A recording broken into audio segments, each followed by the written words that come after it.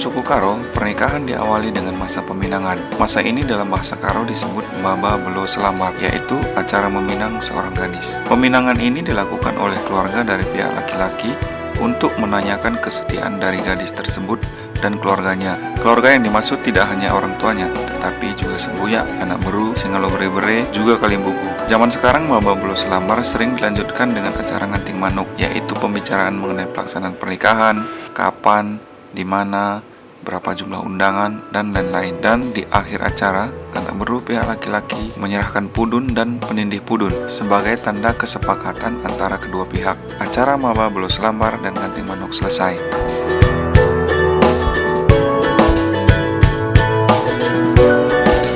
Tahapan kedua adalah pasu-pasu atau pemerkatan bagi yang beragama Nasrani atau akad nikah bagi yang beragama Islam.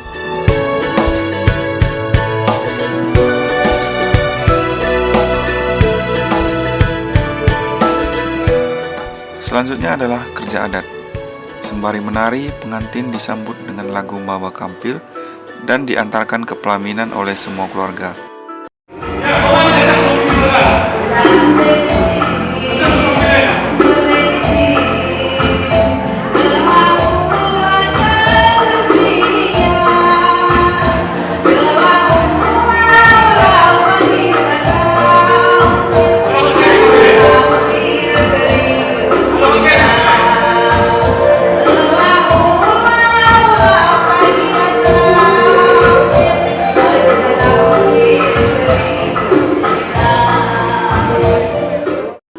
Selanjutnya adalah pemberian nasihat oleh kalimbubu, sukut dari kedua pihak secara bergantian, ditutup oleh anak beru.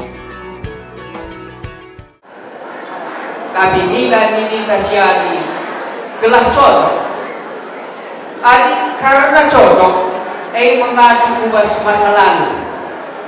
Perban cocok, kubas masa lalu ya. Tapi nini tasyani dasar berpikir terjauh, supaya cocok, agar cocok, mengacu kubas masa depan. Setelah acara adat selesai, acara terakhir adalah mukul, yaitu menjamu pengantin dengan memberi makanan yang enak dan disajikan dalam satu piring dan ditemani oleh bibinya. Zaman dulu, mukul dilaksanakan di rumah laki-laki, tetapi sekarang sering dilaksanakan di gedung tempat berlangsungnya pernikahan tersebut.